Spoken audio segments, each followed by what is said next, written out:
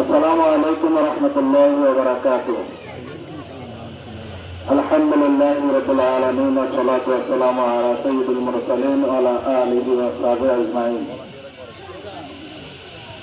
আমরা মহান মানবের দরবারে শুকরিয়া জ্ঞাপন করি যে মানে অন্য দিনের মতো বাজারে অন্য কোনো জায়গায় সময় নষ্ট করেছি, বিপদ করেছি, চা খেতে খেতে অনেক আড্ডা দিয়েছি, অনেক পাল্টা কথা বলেছি, এরকম জায়গা থেকে দূরে রেখে একটা বৈজ্ঞানিক কাজে বসে কিছু বলার এবং সুরাত পেতে দিয়েছে সেই মানবের দরবারে আমরা শুকরিয়া আদায় করি আলহামদুলিল্লাহ। দুরূদ ও সালাম হযরত মুহাম্মদ সাল্লাল্লাহু আলাইহি ওয়াসাল্লামের প্রতি সর্বোত্তম শহীদ মর্যাদা কামনা করি। যে ভাইদের তাজা রক্তের বিনিময় আজকে আমরা এরকম একটা পরিবেশ পেয়েছি কথা বলার জন্য, ইনসাফের কথা বলার জন্য আমরা সুযোগ পেয়েছি, সেই ভাইদের শহীদ মর্যাদা কামনা করি। আমাদের মাঝে উপস্থিত আছেন আগামী দিনের কর্ণধার লাকসাম এবং মনোরঞ্জে বাংলাদেশ জামাত ইসলাম কর্তৃক মনোনীত দাঁড়িপাল্লা প্রতীক নিয়ে যিনি লড়বেন ডক্টর ইব্রাহিম ফরাজ সিদ্দিকী ভাই। উপস্থিত আছেন লাকসাম উপজেলা সংগ্রামী সেক্রেটারি, উপস্থিত আছেন লাকসাম উপজেলা নায়েবে আমির সহ অন্যান্য দায়িত্বশীল মেয়েরা। সকলকে ধন্যবাদ জানিয়ে আমি দুইটা কথা বলবো। আল্লাহ পাক কোরআনে বলেছেন তা'মুরুনা বিল মা'রুফ ওয়া তানহাউনা আনিল মুনকার। এই কথাটা আল্লাহর কথা।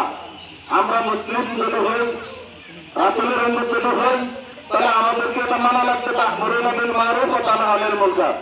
তোমরা ভালো কাজ করবে, ভালো কাজ করাবে, তোমরা খারাপ কাজ থেকে দূরে থাকবে, তোমরা খারাপ কাজের বাধা প্রদান করবে, নিষেধ করবে। এই আয়াতের যদি আমল করতে হয়, এই আয়াত যদি মানতে হয়, এই আয়াত যদি শুনতে হয়, তাহলে আমাদেরকে এই কাজটা করা লাগবে। তাহলে আমরা এখন যদি দেখি আমরা বিগত 17 বছর যেভাবে করেছি আমাদের কথা কেউ শুনে নেই। আমরা আশা করি, আমরা বিশ্বাস করি, আমরা মানুষের মনের কথা বলতেছি যে এবার যদি দাঁড়িপাল্লা প্রতীক সংসদে যায় ইনশাআল্লাহ আমরা বিশ্বাস করি যে এই কথা সংসদ থেকে যখন বলা হবে তখন এটা আমল হবে। কি হবে? আমল হবে। আমরা চাই দাঁড়িপাল্লা প্রতীককে বিজয় করার জন্য, আমাদের এই আয়াতটাকে আমল করার জন্য আমরা দাঁড়িপাল্লা প্রতীককে ভোট দিয়ে জয়যুক্ত করবো। আপনারা রাজি আছেন? ইনশাআল্লাহ। জামাত ইসলামের প্রতীক কি? দাঁড়িপাল্লা। জামাত ইসলামের প্রতীক কি? দাঁড়িপাল্লা। তাহলে আমরা জামাত ইসলামের প্রতীক যদি দাঁড়িপাল্লা হয়ে থাকে আমরা নিজেরা ভোট দিব, এটা বলা হবে না।